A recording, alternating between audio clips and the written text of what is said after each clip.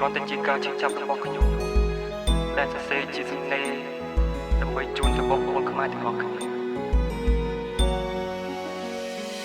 ខ្ញុំបើកភ្នែកពេលណាអរ៉ាខ្ញុំនេះឈឺពេលដែលខ្ញុំបានឃើញហើយពេលដែលស្ដាប់ឮចោលសៀមឈ្លានពានពួកវាមិនដែលព្រឺបងប្អូនភាសឹកអ្នកខ្លះមានទាំងជំងឺខំសម្លឹងមើលផ្ទះសម្បែងទាំងអារម្មណ៍មិនចង់ឃ្លាតខំមកសង្កត់ចិត្តរត់ទីទួលសុវត្ថិភាពបងប្អូនបែកបាក់ព្រោះពេលនេះយើងមានគំនាបពួកអថៃថោកទីបោះឈ្លានពានមកប្រហាក្មេងៗកំពុងរៀនត្រូវរត់ចេញពីសាលាម៉ែប្រាប់ឲ្យកូនទៅមុនតែកូននេះមិនទៅណាបើសិនជាយើងរត់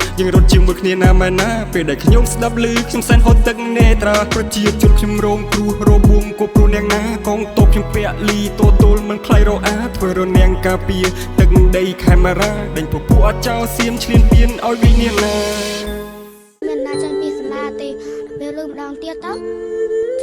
ចាញ់ពីសាលាទាំងអស់គ្នាទៅខ្ញុំរៀនរត់ចោលម៉ែទេម៉ែក៏ថានាងនឹងឯងតមុនម៉ែតដល់ពេលនេះខ្ញុំអត់ហ៊ានរត់ចោលម៉ែទេខ្ញុំជួយយកនំដាក់ក្នុងកន្ត្រកឲ្យម៉ែខ្ញុំទៅជីមកវិញទៅខ្ញុំស្នាឲ្យខ្ញុំយំតាមផ្លូវ